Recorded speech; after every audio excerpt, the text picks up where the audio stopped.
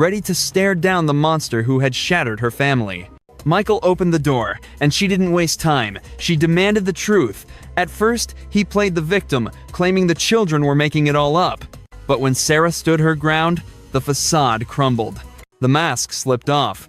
According to Sarah, a smirk spread across his face. He turned arrogant, spitting out that her sons were liars who had ruined his time's life. For Sarah, the world stopped spinning. A toxic cocktail of fear and revulsion surged through her veins. Then, Michael moved, lunging forward to grab her. Instinct took over. With one hand on him and the blade in the other, she met his aggression with lethal force. Fueled by blind panic and fury, she struck. The blade connected 8 times, tearing into his chest and his hands as he tried to block the blows. It was a frenzied blur of violence. Michael managed to drag himself into the hallway before his body gave out. He bled out on the floor. Sarah fled into the night, the weapon still in her grip, as CCTV cameras silently recorded her exit from the estate. She stumbled back to her mother's apartment, trembling and visibly broken. She sat with what she had done for about an hour before making the decision to surrender. She walked into the local precinct, clothes stained with blood, the knife still in her possession. Trembling violently, she looked at the officers and confessed. "I took care of him. I stabbed him." That was her statement. Officers rushed to the scene to find Michael lifeless in a pool of crimson. Confirmation of the death was quickly relayed back to the station. She asked a single question. Was he dead? When the officers nodded, her response was chilling. "He's effing harmless now, ain't he?" The threat to her children was finally extinguished. After her surrender, Sarah Sands was formally arrested and slapped with a murder charge. The case against her was rock solid, backed by a mountain of evidence. They had everything. Her taped confession, the surveillance footage tracking her every step, and the 12-inch blade she had carried into the station. Forensics teams swept the crime scene, matching the carnage in the apartment to the blood soaked into Sarah's clothes. From her cell, she never denied the stabbing, but she maintained she never went there to kill him. The Crown didn't buy it, and the trial kicked off at the infamous Old Bailey in July 2015. The courtroom listened to a minute-by-minute breakdown of the fatal night. Sarah Sands took the stand, opening up about the psychological hell she was living in when she knocked on that door. She testified that her journey to Michael's flat wasn't calculated murder, but an act of pure desperation born from the horror of what he had done to her boys. Her goal, she insisted, was simply to get a confession. She wanted to spare her children the nightmare of taking the stand. But instead of an apology, she got mockery. He denied everything and laughed in her face. That callous lack of remorse, she told the jury, was the trigger that made her snap. The prosecution painted it as a cold-blooded revenge killing. The jury, however, saw it differently. They cleared her of murder, convicting her instead on the lesser charge of manslaughter. They accepted that she had killed him, but concluded it was a result of a loss of control, a violent reaction provoked by his arrogance. Sentencing took place in September 2015. The judge noted that this wasn't a standard case, labeling the circumstances as truly exceptional. While he emphasized that taking a life requires severe punishment and public condemnation, he admitted that the context of this tragedy was unlike anything else on the docket. The court actually acknowledged that this wasn't a calculated, cold-hearted execution, but rather a snap reaction to intense emotional pressure. That said, when handing down the verdict, the judge had to draw a line in the sand, warning that vigilantism isn't acceptable and people can't just act as their own private police force. Luckily for Sarah, there were quite a few points in her favor. For starters, she didn't run. She walked right into the station and turned herself in. She confessed immediately, held nothing back during the investigation, and showed real, gut-wrenching remorse once the adrenaline wore off. Because of those mitigating circumstances, and considering the severe toll the trauma took on her psychological health, the judge went easy on her with a sentence of 3 years and 6 months. To put that in perspective, that is exceptionally light. Usually, fatal stabbings attract sentences of a decade or more behind bars. The judge admitted he initially looked at a 7-year term, but decided to slash it significantly. He also took the opportunity to slam the system's previous failures, questioning how on earth Michael was ever released on bail to begin with. But the saga didn't end there. The Attorney General took one look at the verdict and decided it was way too soft, kicking the case up to the Court of Appeal on the grounds that she got off too lightly. By January of 2016, a panel of top-tier judges reviewed the file and agreed that the punishment needed a serious upgrade. They zeroed in on the uglier details to justify a harsher penalty. The biggest issue was that Sarah grabbed a kitchen knife before she even walked out her door, which screamed premeditation rather than a spur-of-the-moment reaction. The judges also couldn't ignore the fact that she didn't call for help after the attack. She simply walked away and left him there to bleed out. In the eyes of the appeals court, those actions bumped the crime up to a much nastier level of manslaughter. Consequently, they tore up the old sentence and more than doubled it to 7 years and 6 months. Sarah watched the proceedings over a video feed. She didn't fight back or argue, she just took the hit and accepted the longer stretch. Honestly, she probably just felt relieved the nightmare was finally over, figuring 7 years was a fair trade for her children's permanent safety.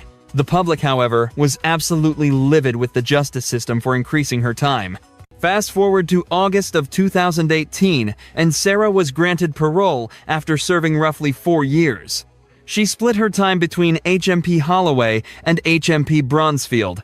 Prison wasn't easy. She battled immense guilt and some really dark thoughts while locked up, but she stayed focused for her boys, calling them every single day.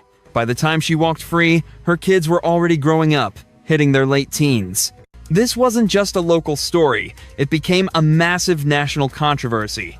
It sparked fierce debates about parental revenge, the flaws in the criminal justice system, and what happens when the state fails to protect its citizens. Opinions were split down the middle. A huge number of people, especially parents, saw Sarah as a hero who did what she had to do to shield her cubs from a monster. On the flip side, you had people arguing that vigilante justice is The whole situation forced everyone to ask uncomfortable questions about morality and the law. Relayed back to the station. Once Sarah was released, her 3 sons decided to break their silence, eventually sitting down for a BBC documentary to share they endured and the chaotic aftermath, but they made one thing crystal clear: they didn't blame their mother for a second. Bradley opened up about the terror of living right across the street from the predator who hurt him. He described the torture of being forced to look at Michael's house every single morning. Alfie pointed out the obvious. If the authorities had kept Michael locked up like they were supposed to, none of this would have happened. He said their mom made them feel safe again, and re-agreed, finding peace in the fact that the man could never hurt anyone else. Of course, it wasn't all positive. He admitted that being separated from their mom while she sat in a prison cell was incredibly painful for them. Yet, despite all the trauma, the brothers were grateful. They thanked their mother for standing between them and danger, convinced she stopped something even worse from happening. In her own interviews later on, Sarah was honest. She wasn't proud of the killing, but the sense of relief was undeniable. She refused to label herself a murderer, and while she knew she broke the law, she couldn't bring herself to regret saving her family. She did her time without complaining because she believed in taking responsibility. But she wasn't done fighting. Sarah started a crusade to change the laws that let dangerous criminals swap their names and vanish. Her case had blown the lid off a scary reality. Michael had legally changed his name to bury a long, nasty history of horrific offenses. Sarah pushed hard for new legislation, arguing it was insane that convicted predators could just erase their identities. She insisted that if you commit crimes like that, you lose the privilege of hiding who you are. She actually got some traction, with several members of parliament backing her up. The Home Office even launched a review into this loophole in 2021, though they kept the full results secret for security reasons. That didn't stop her. Sarah Sands kept pounding the pavement for reform, insisting that predators like Michael are a threat to the nation and the government needs to stop them before they strike again. In the end, the story of Sarah Sands is a heartbreaking case study of what happens when the system completely abandons a family. It started with a single mom just trying to give her kids a fresh start. Instead, she found out her neighbor was a deranged abuser. When no one else would help, she took matters into her own hands and paid a steep price for it. But it leaves us with the ultimate question. If you were in her shoes, what would you have done?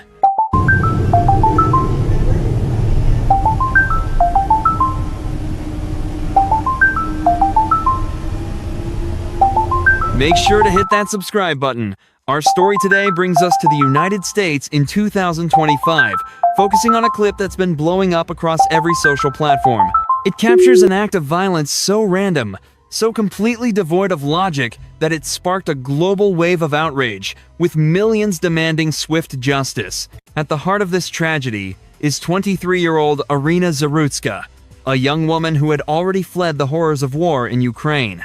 Born in Kyiv, she and her loved ones barely escaped the Russian invasion back in 2022, crossing the ocean to find a sanctuary in America. They put down roots in Charlotte, North Carolina, believing they had finally found the peace and security that the conflict back home had stolen. Those who knew her best talk about a radiant soul, a talented artist bursting with ambition and big plans for the years ahead. She didn't just live in Charlotte, she became part of its fabric. Known for her infectious warmth and creativity, she was grinding every day to build a fresh existence from scratch. Fast forward to August 2025, and she'd been stateside for about 3 years. She was thriving, though a piece of her heart naturally remained back in her motherland. August 22nd started out typically enough. But as the clock ticked toward 9:40 at night, everything was about to change. She was standing on the platform at East-West Boulevard, waiting to catch the Lynx Blue Line. Security footage tracks her stepping onto the train, ready to head home and call it a night. It wasn't empty. Other commuters were scattered about, just another routine evening on the city transit system. She had no idea that her life was hanging by a thread. She sat there, glued to her phone and watching the city pass by, completely ignoring the figure seated directly behind her. The guy in the red hoodie had been there before she even got on.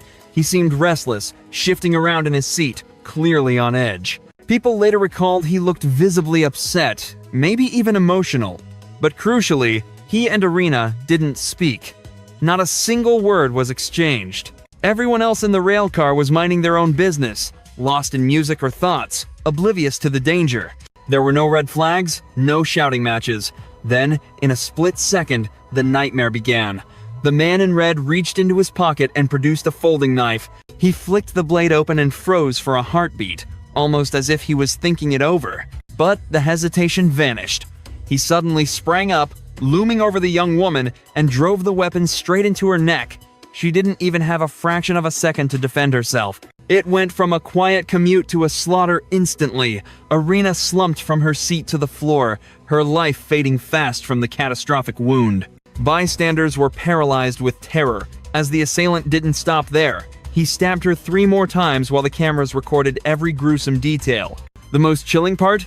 After the attack, the footage shows him just casually strolling away. No sprinting, no panic, just ice-cold indifference. He walked to the other end of the car like he was out for a Sunday stroll. But during the frenzy, he'd managed to slice his own hand open. You can see the blood dripping from him on the video. When the train pulled into the next station, he took off his hoodie and wrapped it around the cut, trying to stanch the flow.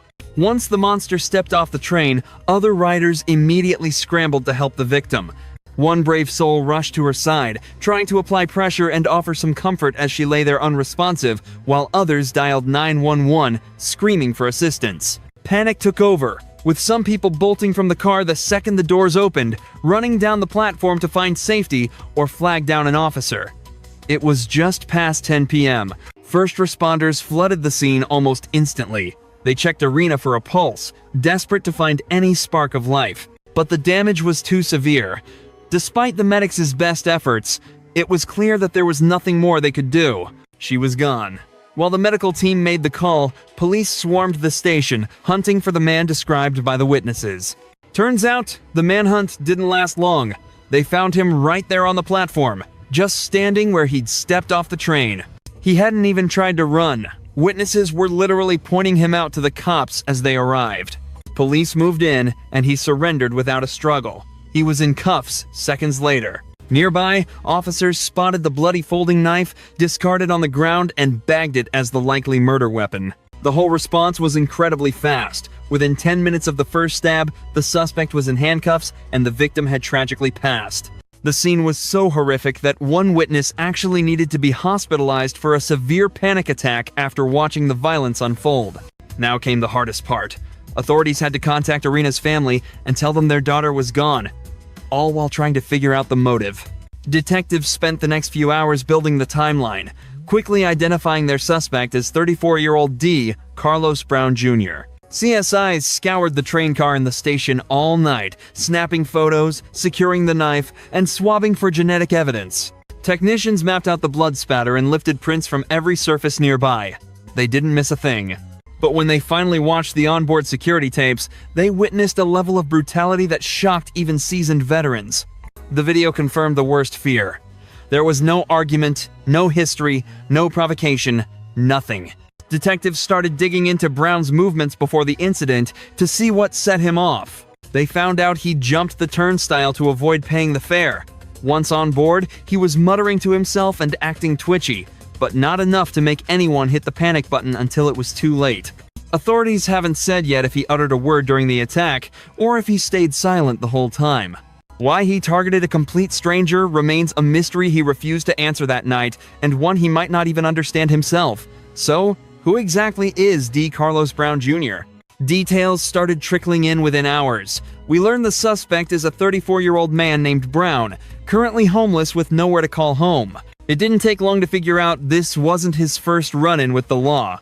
The guy has a rap sheet a mile long, stretching back over a decade. His criminal record kicks off around 2011. Since then, he has been picked up and convicted for a whole laundry list of offenses across North Carolina.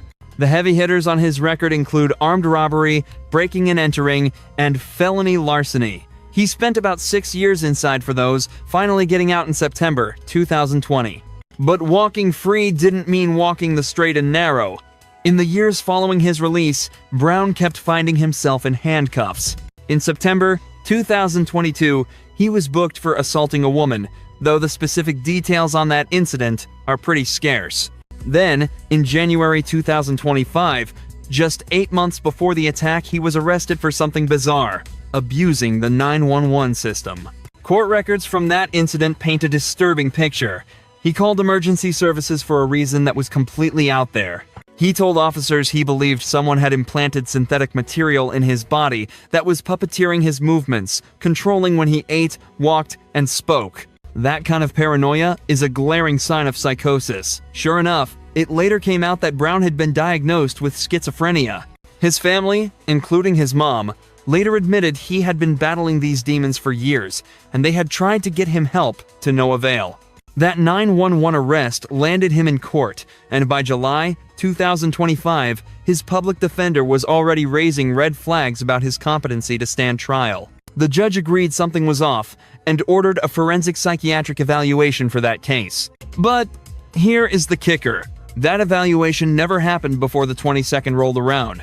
So, Brown was effectively roaming the streets while waiting for a doctor's appointment, despite clear delusions and a violent past.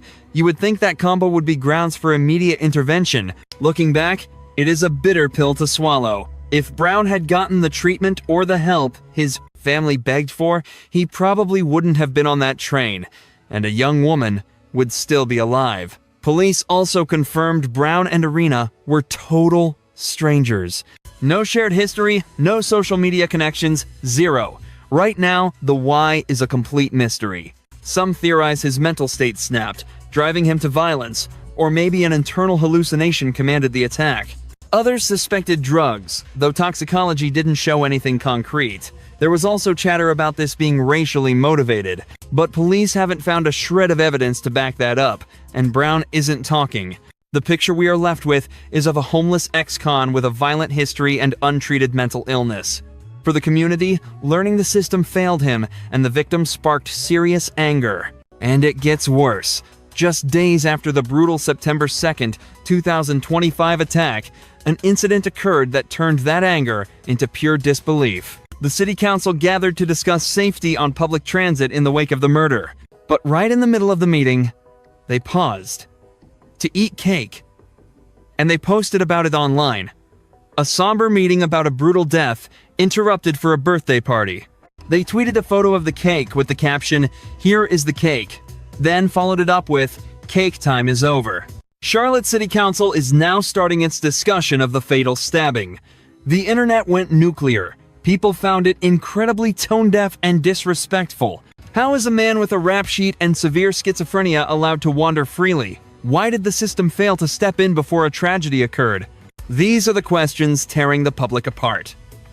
On the night of the killing, D. Carlos Brown Jr. was arrested immediately at the scene. First stop was Atrium Health Hospital to patch up some minor injuries on his hand. Police kept a close watch, and the moment doctors cleared him, he was officially slapped with a first-degree murder charge. Authorities announced the arrest and identified Arena as the victim the very next day. Within a week, the legal machine was in motion.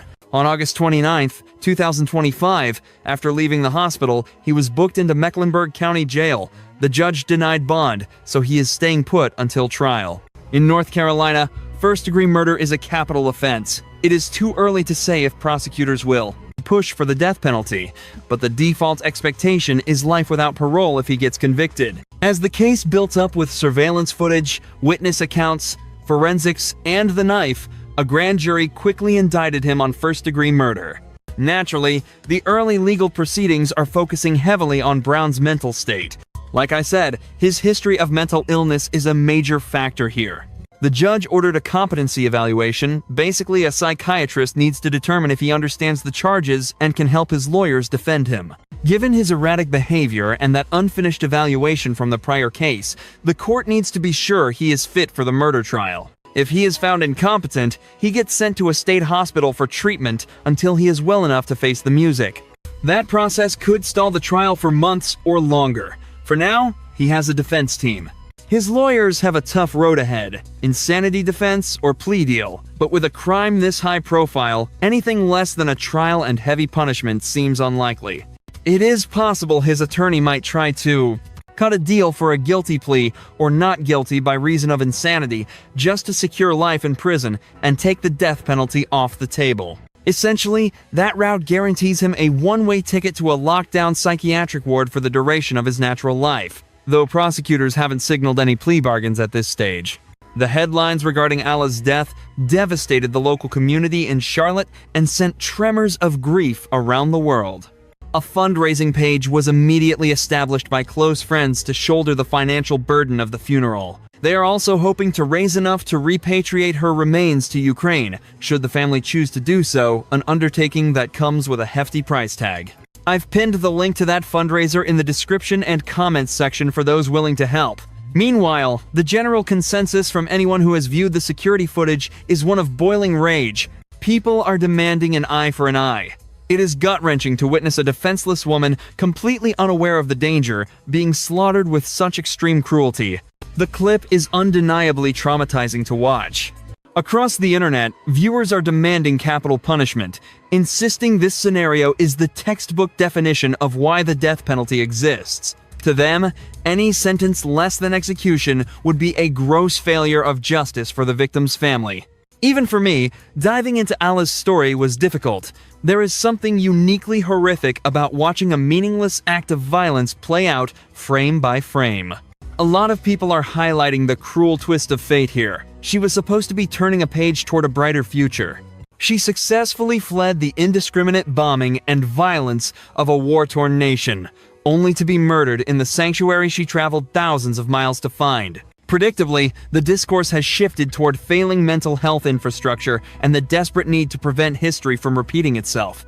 Unfortunately, it often feels like nothing ever actually changes. Right now, the family's only wish is for Allah to be remembered for her life, not her death. They want the world to see the talented creative, the cherished relative, and the survivor who overcame unimaginable odds.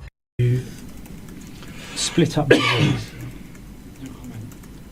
From the moment that she sent you that text message at the end of June, you began to plan her murder. Yes? The setting is the United Kingdom, the year 2024. Enter Kyle Marcus Clifford, born April 5th, 1998, in Enfield, North London. He was the third of 4 kids raised in what looked like a tight-knit, perfectly ordinary household. On the surface, absolutely nothing about Kyle's upbringing hinted at the darkness brewing inside him.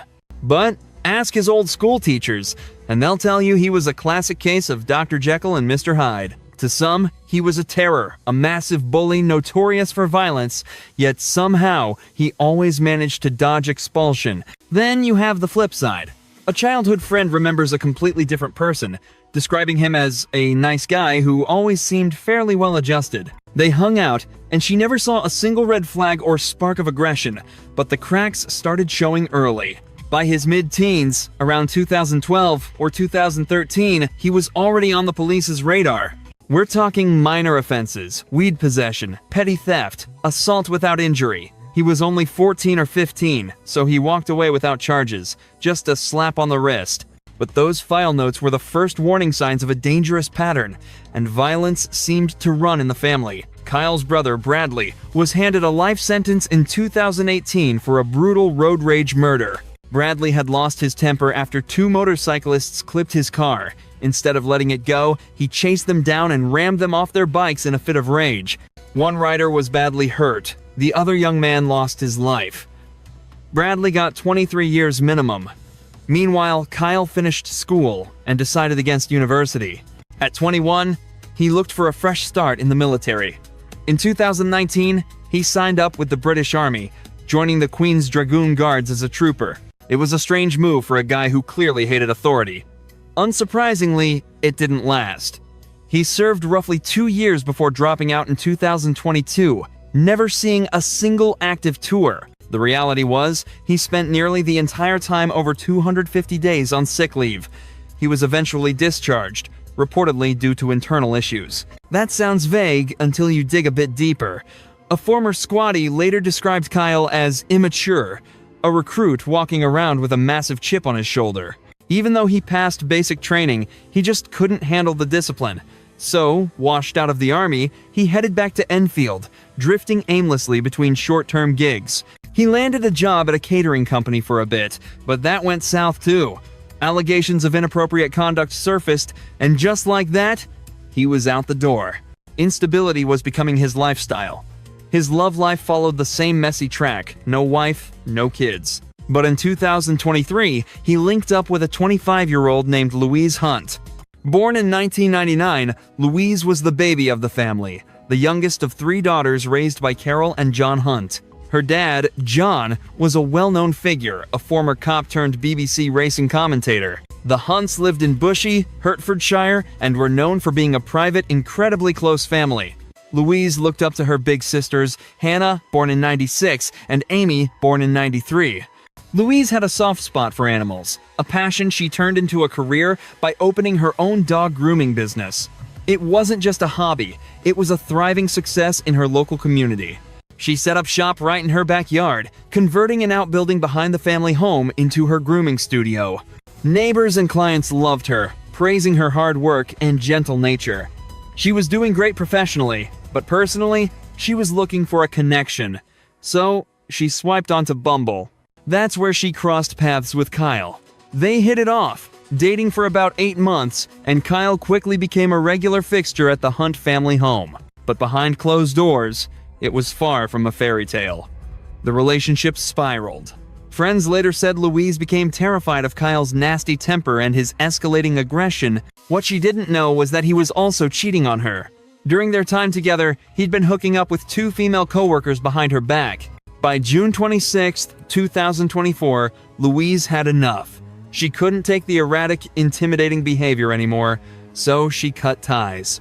But Kyle didn't take the rejection well. This was a guy who needed to be worshipped. He felt entitled to women's attention and respect, and when he was denied it, he didn't just get mad, he seethed. Reports suggest he was deep into the manosphere, a fan of Andrew Tate's content. Tate is infamous for pushing extreme, often misogynistic views about male dominance. Kyle didn't just watch the content, he lived it. But let's be clear, the only person responsible for the horror that followed is Kyle Clifford himself. The breakup shattered his ego. He felt humiliated and enraged, a volatile mix for someone with his track record. By the summer of 2024, at 26 years old, he was a ticking time bomb. An ex-soldier, unemployed, violent, and reeling from a breakup. To the outside world, he was just a quiet guy from Enfield. Inside, he was planning a catastrophe. Barely days after the split, Kyle snapped. He launched a cold-blooded assault using a silent, deadly weapon. He would destroy a family, shock the nation, and earn the grim title of the Crossbow Killer. On the afternoon of July 9th, 2024, Kyle drove to the Hunt residence in Hertfordshire. He parked near Ashland Close, just a short stroll from their front door. He got out and started prowling the neighborhood, casing the driveway.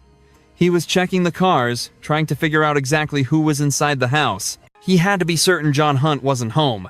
In true coward fashion, he knew the father would be an obstacle, so he waited until the coast was clear. John was often away covering horse races for the BBC and Sky. Kyle actually tuned into the radio, listening for John's voice on the broadcast to confirm his location. The schedule confirmed it. John was at work. Nothing stood in Kyle's way. Sitting in his car was a literal kill kit. A crossbow with bolts, a 10-inch butcher's knife, rope, duct tape, and petrol. He had assembled this arsenal in the days following the breakup. The message was chillingly simple. If he couldn't have Louise, no one could. And he was ready to take down anyone who tried to stop him. At 2:30 p.m., he made his move. Hiding the massive knife in his backpack, Kyle walked up to the front door and rang the bell. Louise's mother, Carol, opened the door. Kyle spun a lie, claiming he was just dropping off some of Louise's things and a thank you card.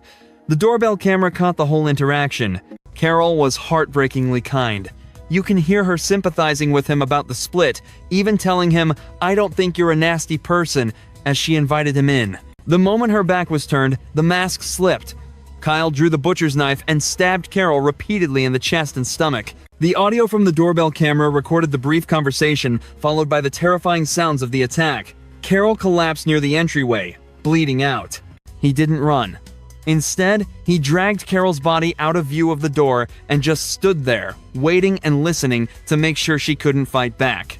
Detectives believe he loitered for over 30 minutes, literally watching her die. During that half hour, the house was silent. No one else was home yet. At 3:07 p.m., the camera shows Kyle leaving.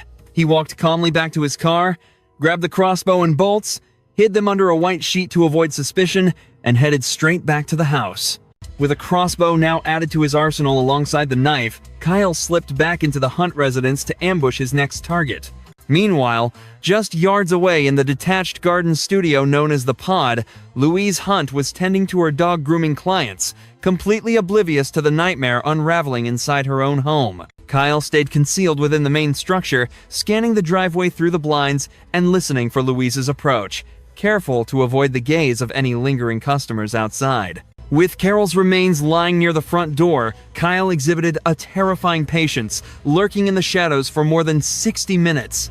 At 4:11 p.m., Louise wrapped up with her final appointment and walked from the garden studio back to the house.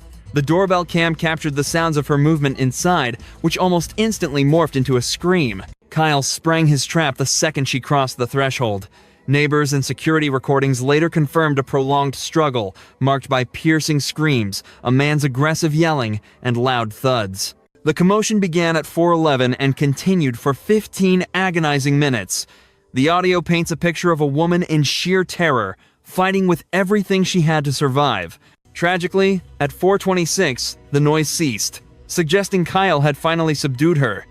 He bound her hands and ankles with duct tape and silenced her with a gag. For the next few hours, he subjected Louise to brutal physical torture and repeated sexual assault, a depraved act of vengeance for ending their relationship. Despite sustaining severe injuries, Louise clung to life. Around 5:30, Kyle exited the residence and headed to the garden outbuilding to retrieve her cell phone. Masquerading as Louise, he texted her father, John Hunt, asking for his ETA. This calculated move was designed to ensure John didn't walk in unexpectedly. He needed to verify exactly how much time he had before anyone interrupted his spree. Afterward, he used the device to search the web for instructions on disabling smoke detectors, specifically checking if unplugging them would kill the connection entirely. This browsing history implies he planned to torch the property to destroy forensic traces. After sending the text, Kyle returned to the main house, which had fallen into a ghostly silence. With Carol dead and Louise restrained behind drawn curtains, Kyle set his sights on the third target. At 6:49, Louise's older sister, Hannah Hunt, pulled into the driveway after work. As she gathered her things and approached the door, Kyle watched her every move. Louise was still breathing inside, but her time was rapidly running out.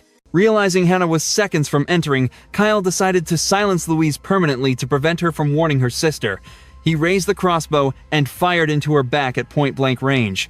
The bolt devastated her internal organs. Moments later, Hannah stepped into the hallway and called out for her mother, met only by silence. Sensing something catastrophic, she spotted blood smears and signs of a struggle in the foyer. Terrified, Hannah began to creep up the stairs. At 6:51, she reached the landing and locked eyes with Kyle Clifford. The sheer shock of seeing him there sent her into immediate hysterics. While attempting to retreat, she whipped out her phone and messaged her boyfriend, Alex, to call the police. Kyle tried to placate her, but quickly lunged, grabbing her before she could escape and binding her restraints. Shortly after, he fired a crossbow bolt directly into her chest.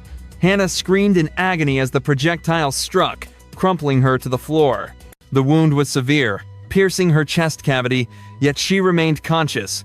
Tragically, she still didn't fully comprehend the carnage that had taken place. Security audio indicates that, despite her injury, Hannah crawled through the house until she discovered her mother and sister. A bone-chilling scream recorded at 6:57 marks the moment she realized their fate. With the grim reality setting in, Kyle decided it was time to flee before authorities descended on the scene. Abandoning the bolts lodged in the victims, he grabbed the crossbow and sprinted out the door. Neighboring CCTV later caught him running to his vehicle with a bag before peeling away. Kyle sped off at approximately 6:58. Inside the house, a dying Hannah was fighting to stay awake. With the bolt still protruding from her chest, she summoned extraordinary strength to locate a phone and dial 999, connecting to an emergency operator. Gasping for breath as her lungs filled with fluid, she managed to choke out that she, her mother, and her sister had been attacked, confirming the address just before the line cut out. That call was an act of pure heroism. In her final moments, Hannah set the emergency response in motion, bringing police to the scene immediately. Around 7 p.m. on July 9th, 2024, armed units and paramedics swarmed the area, treating the site as an active shooter situation with a suspect on the loose. Tactical teams breached the home within minutes of arrival to clear the area for medical staff. They found Carol deceased near the entryway from stab wounds. Further inside, they located Louise's body, while Hannah was discovered clinging to the frayed edges of life. Officers rushed Hannah outside to waiting paramedics, but the trauma was too extensive. She was heartbreakingly pronounced dead at the scene shortly after. While there were no survivors, the evidence pointing to the perpetrator was overwhelming, including the text from Hannah explicitly naming Kyle Clifford. Between the CCTV footage of his escape and his known status as Louise's ex, the pieces fit together. By 7 to 10, police confirmed 3 victims and broadcast an urgent alert for Clifford. A massive manhunt ensued, with Hertfordshire authorities coordinating with London's Metropolitan Police to scan for the suspect and his black vehicle. Officials warned the public that he was armed and dangerous, urging citizens to call 999 on site. Around 7:30, Kyle crossed the border into North London. Dumping his car, he fled on foot into the darkness. He managed to evade the initial dragnet by burrowing into the dense brush of hilly fields and the adjacent cemetery. Reports indicate he was carrying a rope, intending to take his own life. He remained elusive as the search intensified through the early morning hours of July 10th. By dawn, police had narrowed their sweep to the woodland and cemetery after locating his abandoned car nearby.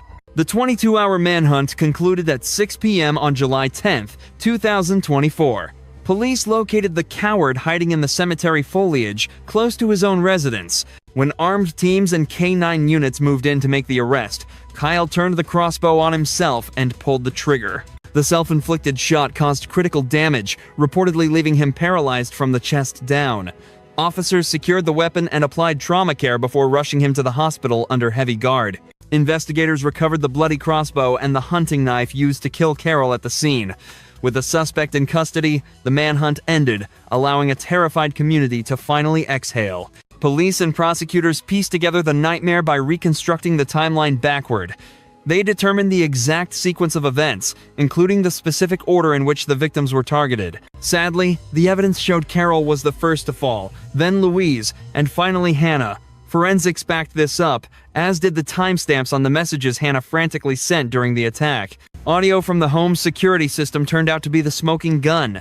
By analyzing the recordings, detectives could pinpoint the precise second each part of the tragedy unfolded. That audio, combined with Hannah's desperate text to her partner and her call to emergency services, gave authorities a clear picture. Those actions raised the alarm immediately and later helped verify the entire timeline. Officers were in awe of Hannah's courage, noting she managed to text for help and dial 999 even after being shot. Her quick thinking was credited with leading police to Kyle, as units were tracking him down mere minutes after the violence ended. While the killer lay in a hospital bed recovering, detectives dug into his motive and his movements leading up to the 9th. It turned out he had visited a hardware store to pick up heavy-duty rope and jerry cans for fuel. They also discovered his digital paper trail, finding he had spent 350 pounds online for a high-powered crossbow, bolts, a loading mechanism, and a knife. He had memorized the daily habits of John Hunt and the women, methodically building his arsenal. This was clearly calculated. Police also uncovered a stash of letters he had penned, some to his family, others just for his own eyes. As the judge would later point out, those pages were dripping with self-pity. He offered hollow apologies to his parents, insisting they were not to blame, and claiming nothing they could have done would have changed his path. In the letter addressed to himself, he acknowledged he could have just moved on from Louise, met someone new, and raised the kids he always wanted, but he decided he simply wasn't going to let that happen. By September 2024, Kyle was well enough to face questioning. He rolled into the interview room in a wheelchair. His attitude was completely stone cold. He sat there, blank-faced, refusing to answer a single thing the detectives asked him. That stonewalling continued through the whole process, proving just how detached he really was. He didn't just refuse to speak. When the trial came around, he couldn't even be bothered to show up in the courtroom. This pattern of checking out showed he was too cowardly to face the fallout of what he had done. It only solidified the feeling that he did not have an ounce of regret in his body. After dragging his feet, he finally pled guilty to the 3 murders. He also admitted to the weapons charges, but despite the DNA proof, he still had the nerve to plead not guilty to sexually assaulting Louise. Ultimately, the court learned that this wasn't spur of the moment. Kyle had spent over 11 days plotting this cowardly ambush that wiped out 3 innocent lives. When sentencing day arrived on March 11, 2025, the judge didn't mince words. He started by exposing Kyle for exactly what he was: a weak, jealous misogynist. Then, the hammer dropped. 3 life terms, all with a whole life order. No minimum term, no parole. Kyle Clifford will rot in a cell for the rest of his miserable existence. Carol, Hannah, and Louise were lights in the lives of everyone they knew. They had entire futures waiting for them. Birthdays, big wins, and simple, happy days. All of that was snatched away in a split second by this cruel, unforgivable violence.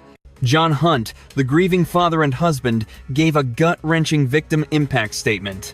He looked right at the killer and said, "The screams of hell, Kyle. I can hear them faintly now, and they are rolling out the red carpet specifically for you." John opened up about his shattering grief, describing a heartbreaking 4 hours he spent sitting with his wife and daughters at the funeral home. Amy Hunt, the surviving sister, took the stand as well. She didn't hold back, branding Kyle a monster and calling his rampage absolutely demonic. Our story begins in the United Kingdom, in the year 2000. Leanne Tiernan entered the world on September 27, 1984, in the city of Leeds, a bustling hub in the north of England. She was born to her mother, Sharon, and father, Michael, and was the younger sister to a much-loved older sibling, Michelle, who was her senior by 3 years. The family resided in a district of Leeds known as Bramley. It was, in many ways, a typical suburban neighborhood, defined by a strong sense of community. Leanne and her sister had a happy life, a standard 1990s upbringing in West Yorkshire, which included regular attendance at their local church with their grandmother. Tragically, Leanne's childhood was disrupted when her parents divorced. Though Michael moved out of the family home, he remained a consistent presence in his daughters' lives. To her friends and family, Leanne was known for her loving and cheerful nature. She was remarkably thoughtful, never once forgetting the birthdays of her loved ones. She would always ensure she had a card for them, at the very least. At any gathering, she was the center of attention, outgoing, dancing, and chatting with absolutely everyone. She was also a natural caregiver, always taking the time to entertain and play with the younger children at family events. As she grew into her teenage years, she cultivated a wide circle of friends. Her mother would later tell reporters that Leanne's loyalty to her friends was absolute, and that she would, without fail, always put them first. Eventually, she began her secondary education at West Leeds High School, and at the age of 16, she started dating her first boyfriend. On the 26th of November, 2000, the day began as just another Sunday. Leanne pulled on her new boots and set off for her grandma Hillary's house that morning. The two of them were frequent attendees at Sunday school. After the service concluded, Leanne said goodbye to her grandmother with a wave. In a heartbreaking turn of events, Hillary had no way of knowing this would be their final farewell. Upon arriving home, Leanne began to browse a catalog, searching for the perfect Christmas present for her friend. Once she had made her choice, she needed to go out and purchase it. She gave her mother a kiss on the cheek and hurried out the door, where she met up with her friend, Sarah Whitehouse. The pair spent the rest of the day shopping in the Leeds city center. When the shops closed at 4 p.m., the girls boarded a bus back to Bramley at 4:30 p.m. Leanne was expected home soon, as her family was in the middle of preparing a Sunday roast. Stepping off the bus in Bramley, Leanne and Sarah walked towards the entrance of a wooded path known as Huffley Gill. At 4:50 p.m., they parted ways.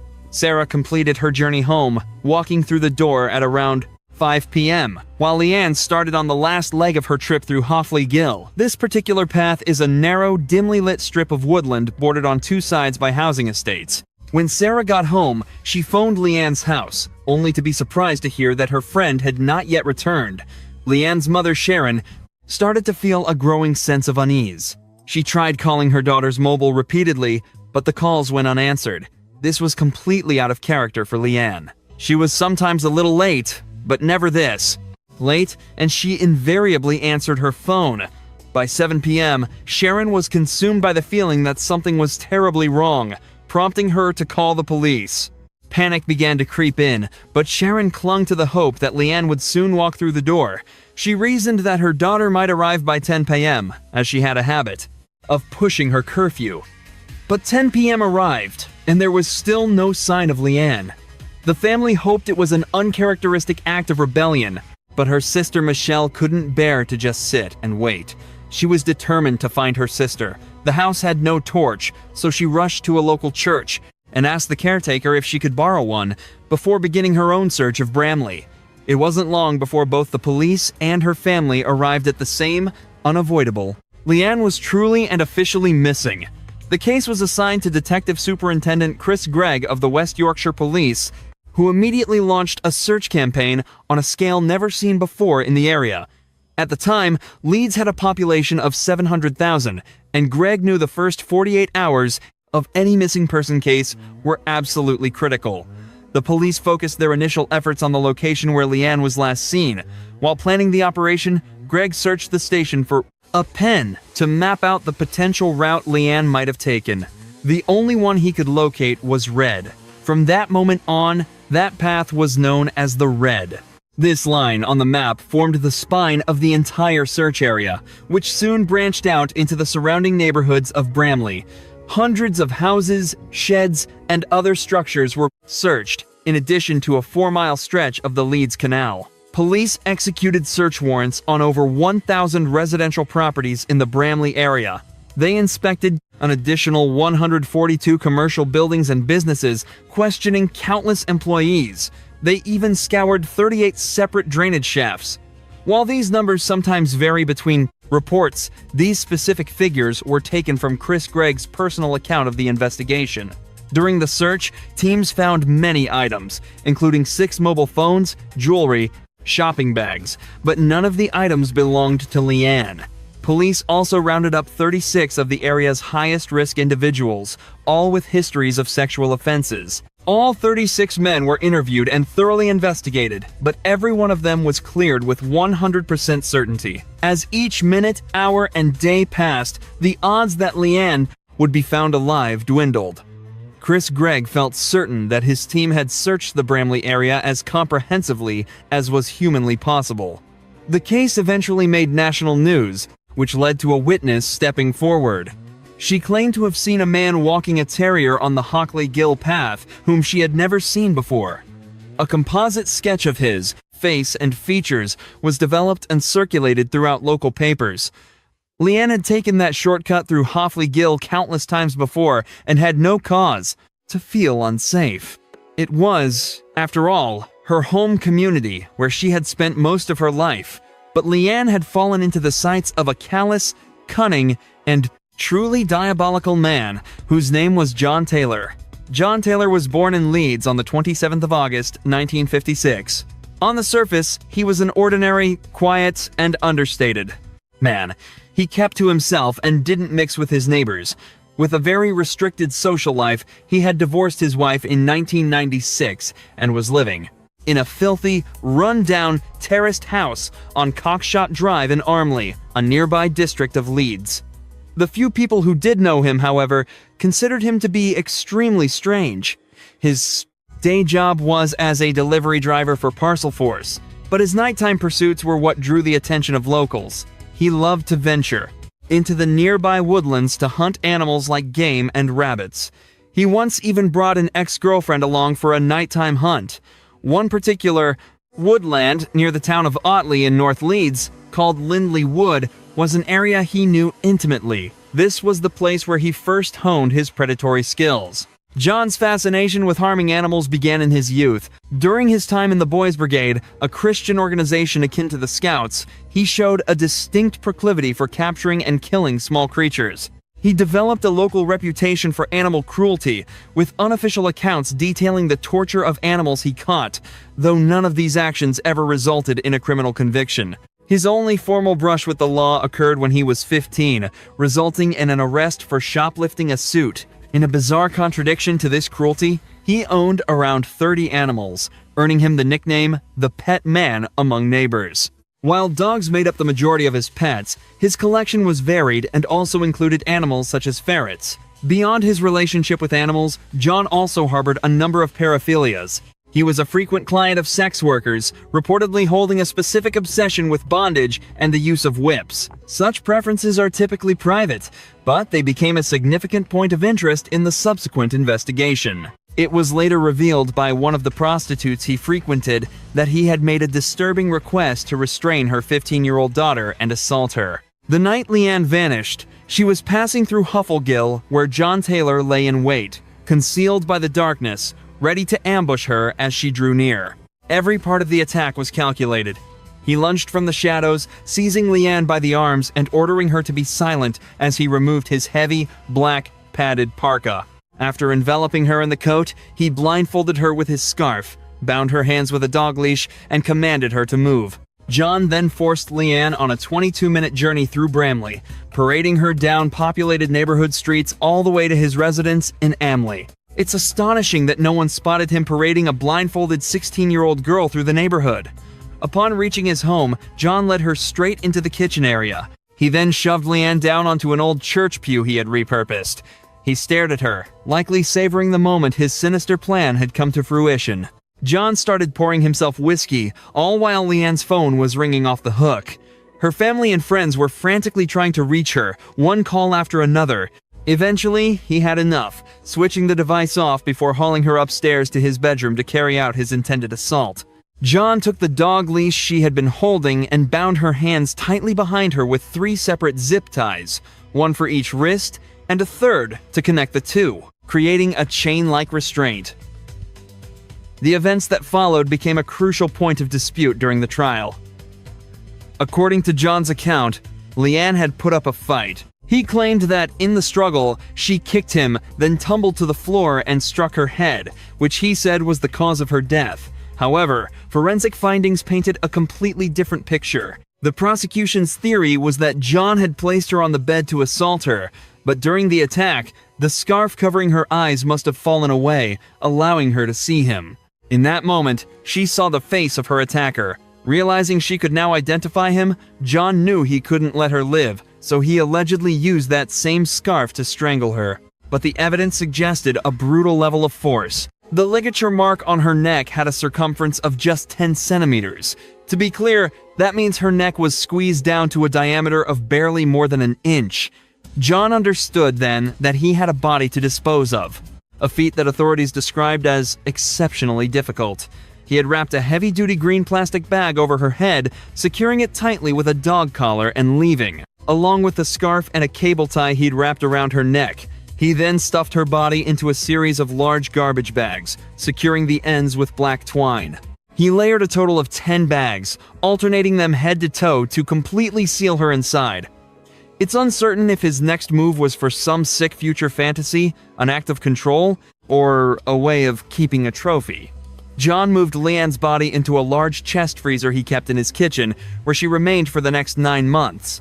All this time, investigators were operating under the assumption she had been kidnapped. Detective Chris Gregg became increasingly frustrated as they debated her location and what had happened to her. A month after Leanne vanished, the investigation had stalled. Despite a widespread search and intense national media attention, they had absolutely no new leads. As time stretched on, her family was in torment, their lives destroyed, holding on to a sliver of hope that she would miraculously return. They existed in a haze, struggling to comprehend their devastating new reality and navigate the overwhelming grief. But the horrifying truth of what became of their daughter was about to surface. The freezer in John Taylor's kitchen had started to fail, and soon the stench of Leanne's decaying body would permeate the layers of plastic. John pulled her out, bundled her body in a quilted comforter, loaded her into his car, and started driving north. Like many killers, he was heading for a familiar spot to dump his victim's remains. He settled on Linley Woods, the same place I mentioned. He once took an ex-girlfriend for a date. The woods were 20 miles north of the main search perimeter. He waited until the coast was clear and tossed her body into the brush near a dirt path just 50 yards from the parking area. Then, on the 21st of August, 2001, a man was out walking his dog.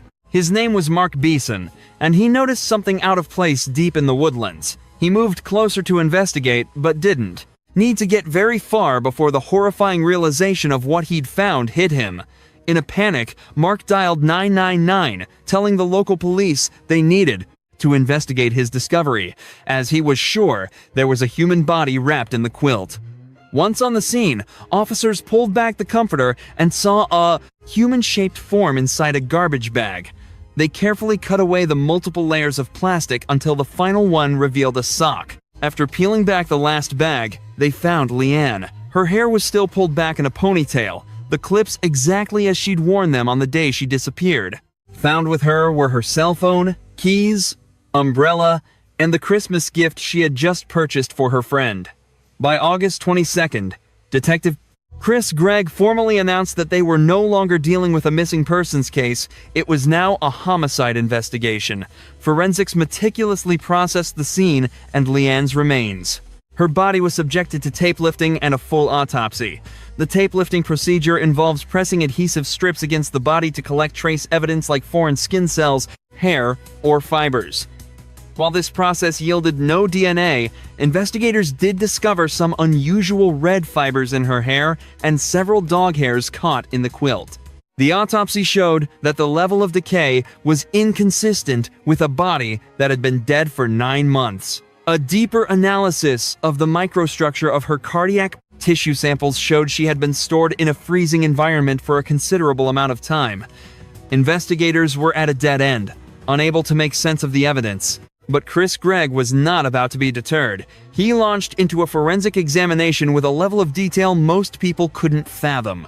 His investigation began with the 3 zip ties used to restrain her hands, which his team quickly identified as coming from 3 separate manufacturers.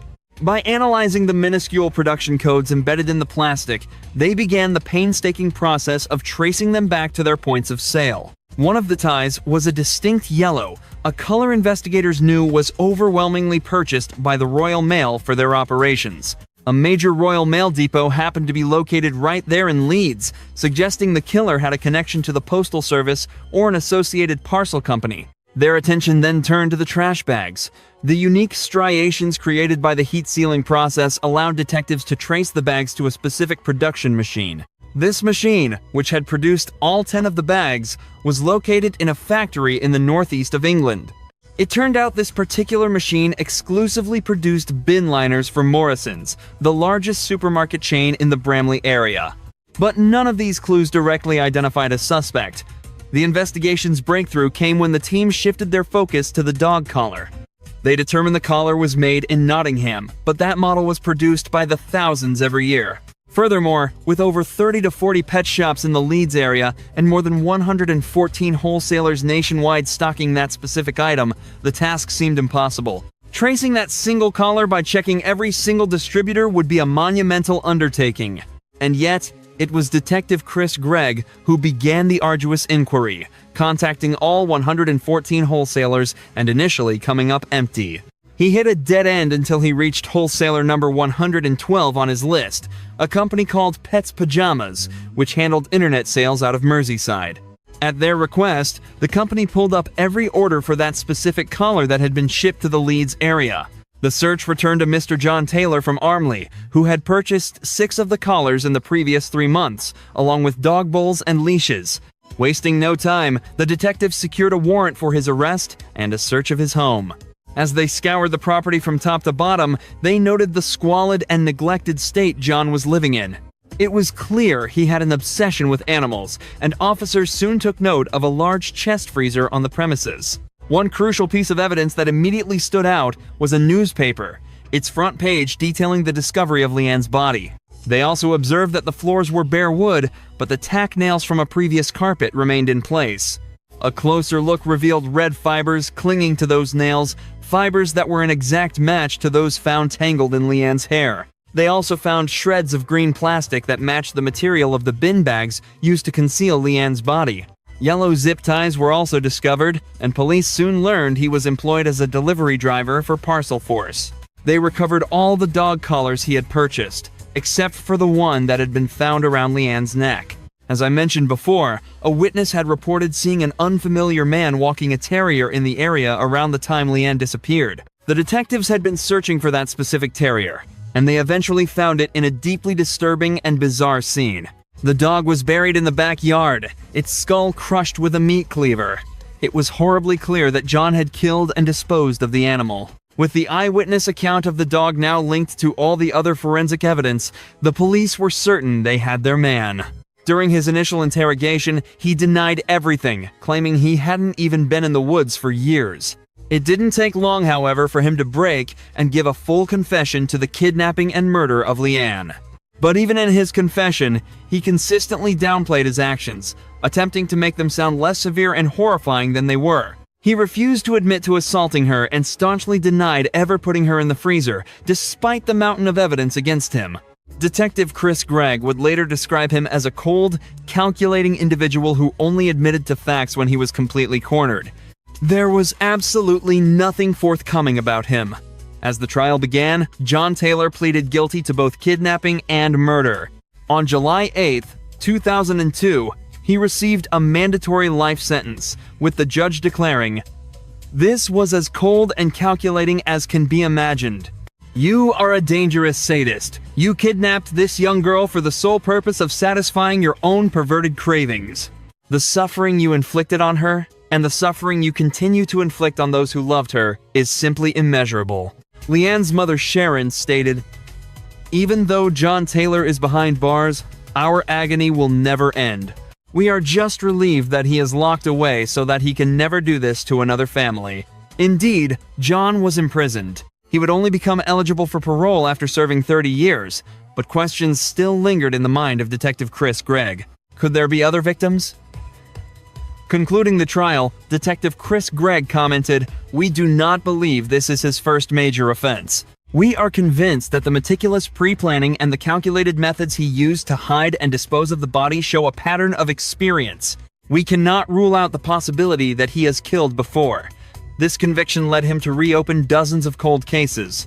One particular case file that immediately captured Chris Gregg's attention was that of a woman named Yvonne Fitt. John Taylor, disguised and brandishing a knife, committed a brutal attack. Later, in March of 1989, Taylor forced his way into a 21-year-old woman's residence and assaulted her. In 2002, John initially refuted the charges, but the genetic proof they found was undeniable, and he eventually confessed to the offenses. Fast forward to 2018, at the age of 62, John had an apparent crisis of conscience. He made the stunning decision to admit to a string of depraved and sadistic attacks on women and children that occurred between 1977 and 1996. What followed were his own accounts. In 1977, he attacked a barmaid shortly before Christmas. Then, in 1984, he assaulted a 7-year-old girl whom he had tied to a church drainpipe in Bramley. He also admitted to attacking a 27-year-old mother of 3 at knife point, right in front of her children. Following these admissions, 14 more offenses were added to John Taylor's already horrific record. The subsequent legal proceedings concluded with a sentence of life imprisonment without the possibility of parole. It's certain that John Taylor will spend the rest of his days behind bars. He is currently regarded as one of the most dangerous criminals in Britain.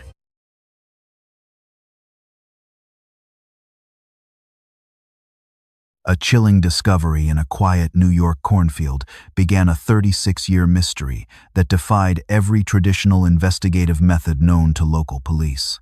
The case drew massive public attention because a young girl remained nameless despite thousands of leads and decades of relentless searching by dedicated detectives. Unresolved questions about her origin and the identity of her cold-blooded killer haunted the small town of Caledonia for more than 3 long generations. On a gray November morning in 1979, Wesley Clement and his father drove past their family farm toward a local diner for their coffee. The young man spotted an unusual shape resting near the edge of the tall stalks, appearing almost like a discarded mannequin in the damp dirt. Upon closer inspection, the artificial stillness of the figure shattered as they realized it was actually the lifeless body of a teenage girl. She lay face down in the mud, her bright red nylon racing jacket providing a sharp and violent contrast against the dull autumn landscape. Officer John York arrived shortly after the call, initially suspecting a tragic hit-and-run accident on the well-traveled stretch of Route 20. However, the grim reality became clear when investigators found she had been shot twice with an execution-style precision that suggested a calculated murder. One bullet had entered the back of her head, while another struck above her right eye, indicating she never saw her attacker coming. The medical examiner determined the first shot occurred at the roadside, before her body was dragged deeper into the field for the final blow. A heavy rainstorm moved through the area that night, washing away crucial physical evidence and leaving the investigators with a nearly impossible task. Her pockets had been turned inside out by the killer, ensuring no wallet or identification would link her to a name or a home. Without a shred of identity, the authorities gave her a temporary name, Caledonia Jane Doe, a title she would carry for 36 long years. John York began a meticulous search on foot, walking for miles along the wet highway in hopes of finding anything the storm had missed. His team visited 70 local restaurants, eventually finding a waitress at the Lima Diner who remembered a girl matching the victim's exact description. She had been seen the night before with a man in his mid-20s who wore wireframe glasses and had dark, curly hair. The waitress noted the girl seemed happy and relaxed, laughing with her companion as if they were simply enjoying a casual late-night meal. An autopsy later confirmed her last meal matched the diner's menu, placing her alive with the mysterious man just hours before her death. Investigators focused on her clothing, specifically the red Autoports jacket, which York tracked back to a promotional manufacturer located in distant California. The company delivered disappointing news, stating they had produced thousands of identical coats, making it impossible to trace this specific item to any buyer. Around her neck hung a handmade silver necklace with turquoise stones, including one shaped like a bird, suggesting a possible connection to the Southwest. 2 keychains were attached to her jeans, one shaped like a silver heart with a tragic inscription about holding the key to her soul. Police believed these trinkets were mere souvenirs from a roadside gift shop, perhaps purchased during her long and lonely travels across the country. A striking physical detail emerged during the examination: visible tan lines and freckles on her shoulders, which were highly unusual for New York winters. These marks hinted that she had recently arrived from a much warmer climate, likely Florida or the desert regions of the southern United States. Her dental records provided no further clues, as she had never received professional care, leaving her teeth in a completely natural, unaltered state. The FBI searched their extensive fingerprint databases, but the girl's prints were not in the system, suggesting she had never been arrested or employed. Truckers reported seeing a teenage girl hitchhiking alone near the truck stops, appearing like a runaway searching for a ride to the East Coast. Years passed without progress, until a convicted serial killer named Henry Lee Lucas claimed responsibility for the murder while he was in prison. York flew to Texas to interview him, but he remained skeptical of the confession, knowing many killers lied for attention and psychological control. Lucas failed to describe her jewelry correctly, mentioning a gold teardrop piece that did not match any of the items found on the body. Another suspect named Christopher Wilder drew attention because he was a racing enthusiast who frequently abducted and murdered young women near racetracks. One of Wilder's surviving victims had been found only 60 miles from Caledonia, fueling the theory that he might be the girl's killer. However, Wilder died in a police shootout before York could question him, and his weapons did not match the bullets recovered from the scene. The investigation eventually grew cold as the decades rolled by, and the unidentified girl was buried under a headstone that read, "Lest we forget." John York became the county sheriff and promised the public that her file would remain open for as long as he held his office. In 2005, her remains were exhumed to take advantage of new forensic technologies that were not available when she was first found in 1979. Isotope testing on her tooth enamel confirmed she had spent her childhood in the southern regions, reinforcing the theory of her warm weather origin. Scientists successfully extracted her DNA, providing the final biological key needed to unlock her identity if a matching relative could ever be found. While the police lab results were promising, the most significant breakthrough would not come from a badge, but from the collective power of the internet. A community of amateur sleuths on a forum called Web Sleuths began to piece together the fragments of a life that everyone else forgot. They organized every known detail of the case, from the red racing jacket to the specific contents of her stomach, creating a digital monument. These digital detectives began a systematic search through thousands of missing person reports, looking for a face that matched the sketches of Caledonia Doe. The search was tedious and filled with false leads, but their dedication ensured that the girl in the cornfield was no longer truly alone. For years, the case of Caledonia Jane Doe remained a tragic anomaly in the quiet records of the Livingston County Sheriff's Office in New York. Investigators often stared at the sketches of the young girl, wondering if she had a family somewhere that was still waiting for her return. The mystery took a significant turn when a private citizen decided to upload the girl's case details to the National Missing and Unidentified Persons System. This digital database allowed people from across the country to compare missing person reports with unidentified remains using specific physical markers and forensic data points. In early 2014, a woman in Florida named Laurel Nowell began a frantic search for her childhood best friend who had vanished decades ago. Laurel remembered Tammy Jo Alexander as a bright and spirited teenager who suddenly disappeared from their high school during the autumn of 1979. She reached out to Tammy's half-sister, Pamela, only to discover that the family had never officially filed a missing persons report with the police. The family had mistakenly believed that Tammy had simply run away to start a new life, a common occurrence during that rebellious and restless era. Prompted by Laurel's persistence, Pamela finally contacted the Brooksville Police Department to report her sister missing after 35 years of silence and painful uncertainty. A detective in Florida began searching the national databases and quickly noticed a striking resemblance between Tammy's photos and the sketches from New York. The physical description of the missing girl from Florida matched the unidentified victim in Caledonia perfectly, down to the height and the hair color. Most importantly, the timeline of Tammy's disappearance aligned precisely with the discovery of the body in the cold cornfield on that gray November morning. Authorities requested a DNA sample from Pamela to compare it with the biological profile extracted from the remains of the girl found in 1970. Arrived in January 2015, providing a definitive match that finally gave a name to the girl who had been anonymous for decades. Caledonia Jane Doe was officially identified as Tammy Jo Alexander, a 16-year-old girl who had once dreamed of a future far beyond her home. The news sent shockwaves through the small community of Caledonia, as residents finally learned the identity of the girl they had looked after for years.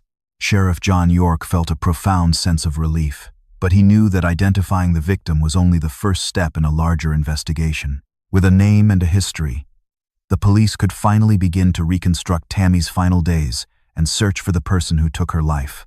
Investigators traveled to Florida to interview Tammy's old friends and family, hoping to find any lead that would point toward her mysterious traveling companion. They learned that Tammy had a history of running away, often hitchhiking to nearby cities or staying with older men she met at truck stops. Her home life had been troubled and unstable, which likely contributed to her desire to escape and find a sense of belonging elsewhere in America. A former boyfriend remembered Tammy talking about going to a big concert or traveling north, but he never saw her again after that final week. The police focused their attention on the mysterious man seen with Tammy at the Lima Diner just hours before her body was found in 1979. They created a new composite sketch of the suspect, emphasizing his dark, curly hair and the distinctive wireframe glasses he wore during the late-night meal. Digital sleuths on the internet began to analyze the new information, cross-referencing truck driver logs and arrest records from the late 70s and early 80s. They looked for men with a history of violence against young women who were known to travel the long highway routes between Florida and New York. The investigation revealed that several serial killers had been active in the region during that time, but none of them could be linked to Tammy. Despite the lack of an immediate arrest, the identification of Tammy Jo Alexander provided a crucial spark that reignited the cold case after many years. People who had lived in the area in 1979 began to call the tip line with memories of strange vehicles or suspicious individuals they had seen. The community organized a memorial service for Tammy, finally replacing her Jane Doe headstone with one that proudly bore her real and beautiful name. The ceremony was attended by hundreds of people, many of whom had never met Tammy but had spent decades praying for her soul and identity. Her family expressed their deep gratitude to the strangers in New York who had cared for Tammy's grave and kept her memory alive for so long. Even with her name restored, the shadow of her killer still loomed over the case, a ghost from the past who had escaped justice for decades. The police knew that somewhere, a man was living with the secret of what he had done in that cornfield on a rainy November night. They hoped that new forensic evidence, or a witness coming forward, would finally provide the missing piece needed to bring Tammy's murderer to a court. Every piece of clothing she wore, and every item found in the field, was re-examined for touch DNA that might have been missed in previous tests. The red Autoports jacket was sent to a specialized lab to search for microscopic fibers or skin cells that could belong to her final companion. Technicians worked tirelessly, knowing that even the smallest fragment of biological material could be the key to identifying the person who ended Tammy's life. Meanwhile, the internet community continued to share Tammy's story, ensuring that the hunt for her killer remained a topic of public interest and active discussion. They believed that the same collective effort that found her name could also find the man who tried so hard to erase her from existence. The investigation expanded into multiple states as detectives tracked down every person who had worked at the Autoports company or owned a similar racing jacket. They interviewed hundreds of retired truck drivers, asking if they remembered a young girl with freckles and tan lines traveling along the East Coast routes. Some memories were faded by time, but others provided intriguing details about a white van or a specific truck stop where Tammy might have stayed. Each new lead was carefully documented and added to the massive case file, which had grown to include thousands of pages of interviews and evidence. The search for justice for Tammy Jo Alexander had become a symbol of hope for other families who were still searching for their own missing loved. The resolution of Tammy's identity shifted the focus toward a man whose face was frozen in a 36-year-old composite sketch. This mysterious companion was the last person seen with the teenage girl at the Lima Diner on that rainy November night. He was described as a white male in his mid-20s, standing about 5 feet 9 inches tall with dark, curly hair. Witnesses recalled he wore wire-rimmed glasses and appeared remarkably calm while dining with the girl who would soon be murdered. Detectives revisited the diner records, hoping to find a name or a credit card slip that the digital age could finally trace. However, the transaction had been made in cash, leaving no paper trail to identify the man who sat across from Tammy. The waitress remembered them laughing together, an image that now felt chillingly predatory given the violent events that followed their meal. There was no sign of distress or fear in Tammy's eyes, suggesting she likely trusted the man who was her apparent executioner. This led investigators to believe that Tammy was not a victim of a random abduction, but perhaps someone she knew well. They began to look into the Rainbow Prison Ministries, a religious retreat in Georgia, where Tammy had stayed briefly in 1979. This ministry served as a halfway house for former inmates and individuals on probation who were seeking a new spiritual path. Audio tapes recovered from her ex-boyfriend revealed Tammy's voice, sounding hopeful and calm just months before her tragic death occurred. Investigators wondered if she had met her killer at this remote facility, perhaps a man looking to exploit her vulnerable state. The couple who ran the ministry had long since passed away, taking any potential guest logs or secrets to their graves. Their son, who might have remembered the young girl with the freckles, had also died, leaving another dead end for police. Despite these obstacles, the Livingston County Sheriff's Office refused to let the momentum of the identification fade into another cold silence. They utilized social media to spread the suspect's sketch, hoping someone would recognize a father, a neighbor, or a former co-worker. The mannequin aspect of the case, her silent, frozen presence in the cornfield, continued to haunt the collective memory of the online community. Amateur sleuths pointed out that the killer had displayed a twisted sense of preservation by leaving her fully clothed and undisturbed. He had even turned her pockets inside out, a calculated move to strip her of her human identity and history. To the killer, Tammy was perhaps no longer a person, but a permanent fixture in a landscape he chose to define. This cold, clinical approach suggested a perpetrator who viewed his violent actions as a ritualistic or necessary end to their journey. New theories emerged, suggesting the killer might have been a long-haul trucker who used the highway system as his private hunting ground. Route 20 was a major artery for commercial transport, providing an easy escape for someone with a heavy vehicle and no schedule. However, the waitress at the diner specifically noted that she did not see a truck in the parking lot that night. This detail shifted the profile toward a local resident or a traveler in a standard passenger car who knew the area. The execution-style wounds, one to the back of the head and one to the eye, spoke of a terrifyingly intimate level of violence. She did not flinch or turn away, implying she was either unaware of the weapon or believed she was perfectly safe. The killer had dragged her body through the mud, yet her red racing jacket remained a beacon that refused to stay hidden. Even the rain, which washed away the fingerprints and footprints, could not wash away the memory of the girl with the bird. As the investigation entered its fourth decade, the hope for a confession grew slim, leaving science as the only remaining weapon. Detectives began to consider the use of genetic genealogy, a revolutionary tool that had solved several other high-profile cold cases recently. By uploading the killer's male DNA to public ancestry databases, they could potentially find his distant relatives and build a tree. This process would allow them to narrow down the suspect list to a specific family line, even if he was dead. Every lead, no matter how small or old, was fed into the new system to see if a connection finally emerged. The world watched as the nameless girl from the cornfield finally stood on the verge of uncovering her silent, shadow-dwelling killer. The systemic silence that had protected the perpetrator for 36 years was finally beginning to crack under the weight of technology. Somewhere, a man with curly hair and wire glasses was perhaps watching the news, knowing his time of anonymity was ending. Tammy's voice, preserved on those old audio tapes, seemed to echo through the halls of the justice system, demanding a final answer. The story of the girl who was once a mannequin was transitioning into a hunt for a ghost who left a signature. As the police prepared their next move, the internet sleuths remained vigilant, ready to cross-reference the next name that appeared.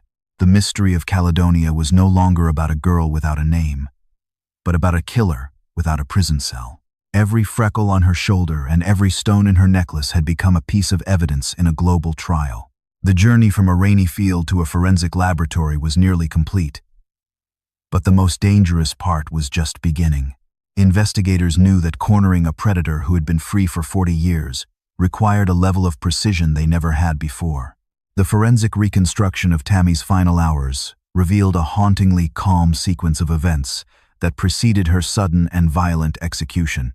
Investigators scrutinized the contents of her stomach, confirming she had eaten a final meal of sweet corn, potatoes, and ham. This specific dietary detail matched the menu at the Lima diner, where the waitress had served the young girl and her companion. The man with the dark curly hair and wire-frame glasses remained the central figure in every theory regarding her tragic disappearance.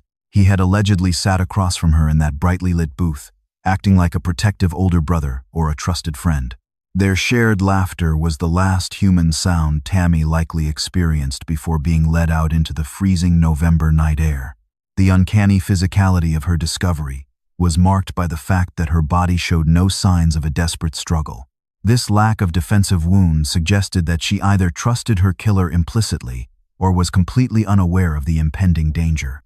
The perpetrator had acted with a cold, artistic precision, ensuring her face remained frozen in an almost mannequin-like state of peace. He had allegedly used a .38 caliber handgun, a weapon powerful enough to ensure her death was both instantaneous and absolute.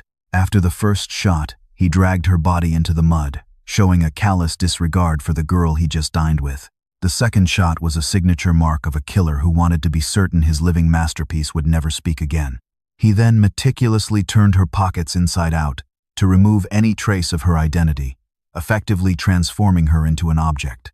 For 36 years, the systemic silence of the missing persons records allowed this man to walk among the innocent without suspicion. Because Tammy's mother struggled with addiction, the authorities in Florida had initially dismissed the girl as just another habitual runaway. This institutional failure meant that while New York police were searching for a name, Florida had no record of her disappearance. The twisted vision of the killer relied on this silence, believing that a girl from the fringes would never be missed. He likely viewed his act of violence as a way to grant her a dark kind of immortality in that cornfield. However, the internet sleuths refused to let her story end in the mud, continuing to analyze the racing jacket for clues. They wondered if the red Autoports jacket was a gift from the killer, a token of a world he inhabited. If the man was a racing enthusiast, he might have been following the Grand Prix circuit that moved through the state. This theory led detectives to search through thousands of vintage photographs from racing events held in the autumn of 1979. They hoped to find a grainy image of a teenage girl in a red jacket standing next to a curly-haired man. Every face in the crowd was a potential suspect.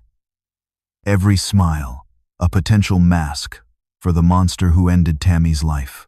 The signature mark of the tan lines on her shoulders suggested she had spent significant time outdoors in the Florida sun. This detail became a beacon for the sleuths, narrowing their search to girls who vanished from warm, southern coastal towns. When Carl Koppelman finally posted the side-by-side comparison of Tammy and the sketch, the world finally saw the truth.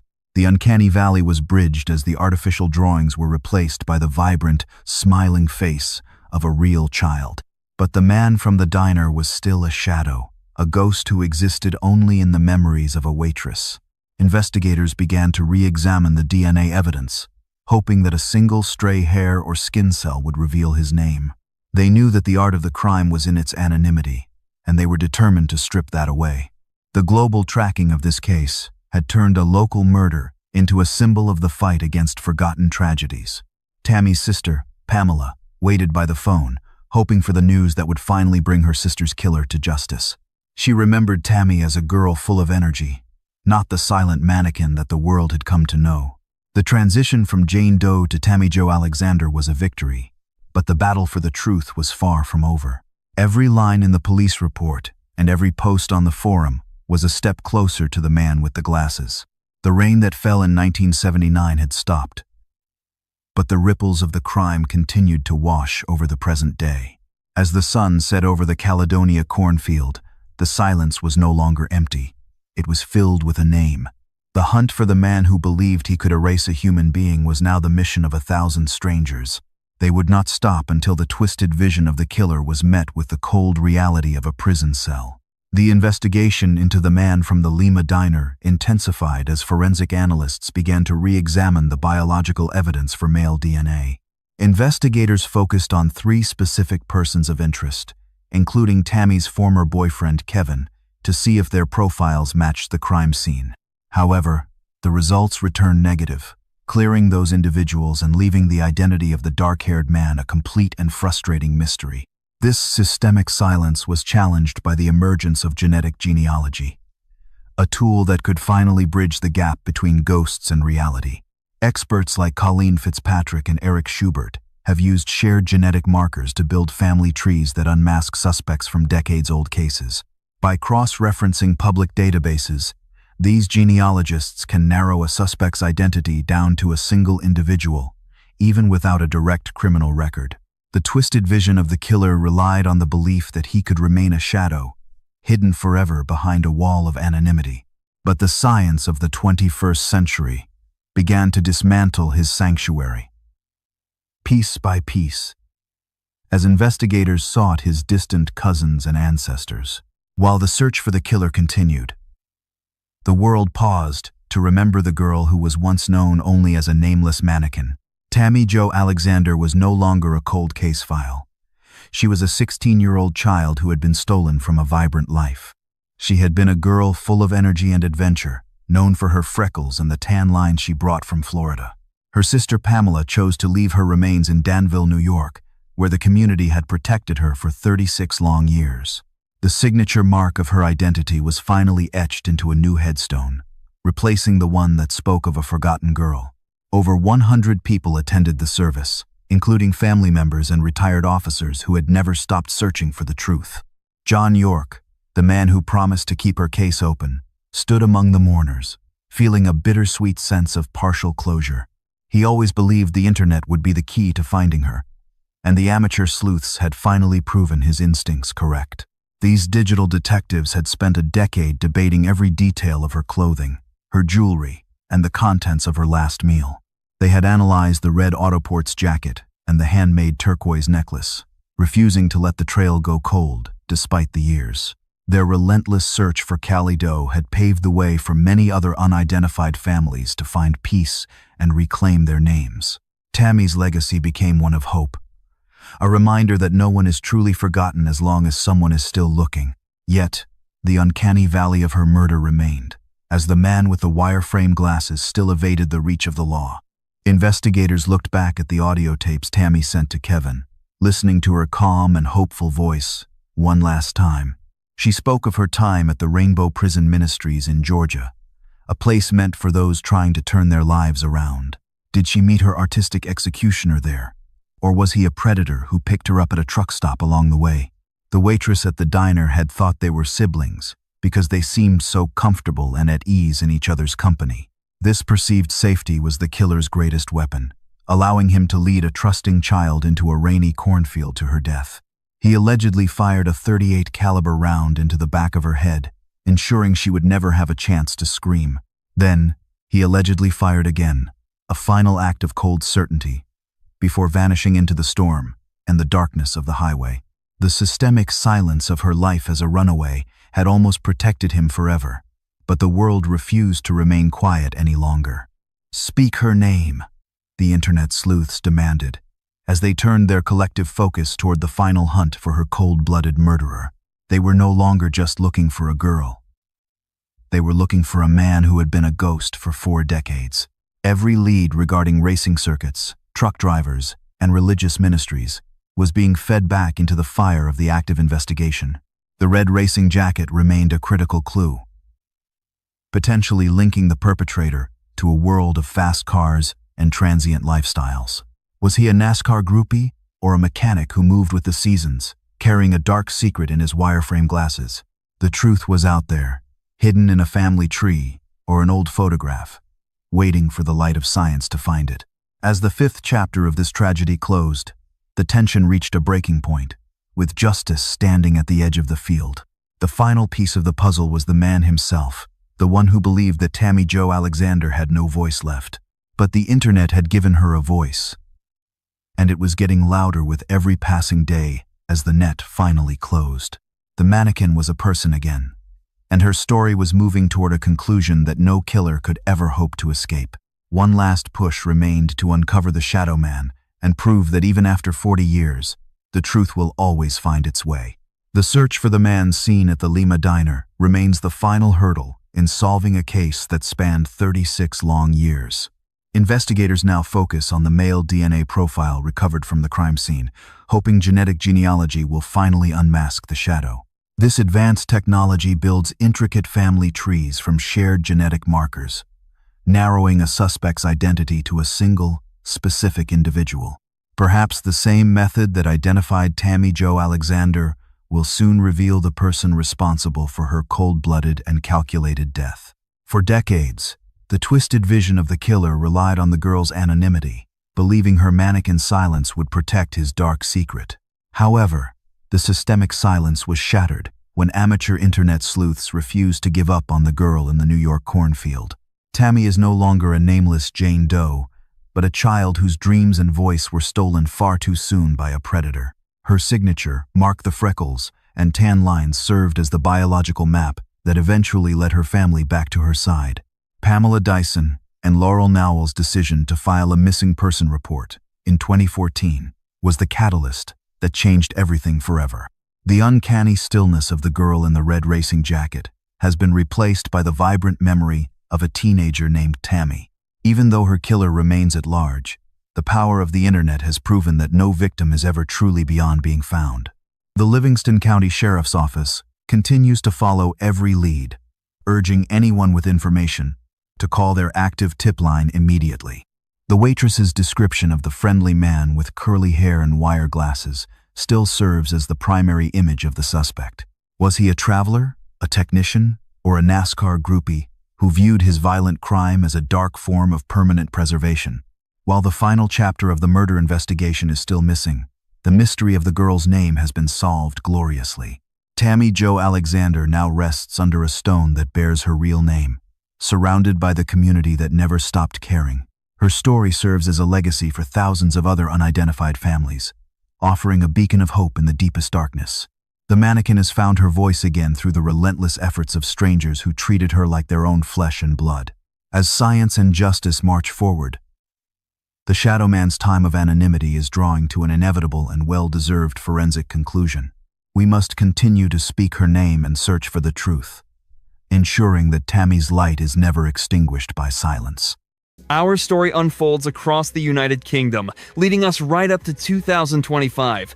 It centers on Ian Watkins, a Welsh native born on July 30th, 1977. Tragedy struck early when he lost his father at age 5, though his mother remarried a Baptist minister 3 years later. By all appearances, he had a solid upbringing, leaving us to wonder where exactly the darkness crept in. During his high school years, Ian linked up with Mike Lewis, the guy who would eventually become his bandmate. Bonded by a shared obsession with music, the pair launched what the world would come to know as Lost Prophets. With Ian fronting the group on vocals, they spent the next decade rocketing to global stardom, racking up chart toppers and moving millions of records. Fast forward to 2012, and they had 5 studio albums under their belt and a history of world tours. From the outside, everything looked perfect. They walked off stage for the final time in November of 2012, oblivious that the end was near. Just weeks later, authorities slapped handcuffs on Watkins, unveiling a catalog of depravity that sickened his fans, his band, and frankly, the entire globe. It all started when South Wales police raided his property on a narcotics warrant back in September of 2012. But they didn't just find drugs. They uncovered hard drives and mobile devices loaded with evidence showing. To be frank, it is difficult to even verbalize the sheer depravity of Ian Watkins' actions and intentions. You have to imagine the most horrific cruelty being inflicted upon the most defenseless victims imaginable. Detectives uncovered a digital library of nightmares videos, photos, and messages, all chronicling his own unspeakable abuse of minors. It gets darker. Watkins weaponized his celebrity status to manipulate young mothers, using them to access their children, some of whom were handed over willingly. His computer password was a sickening declaration of his desires.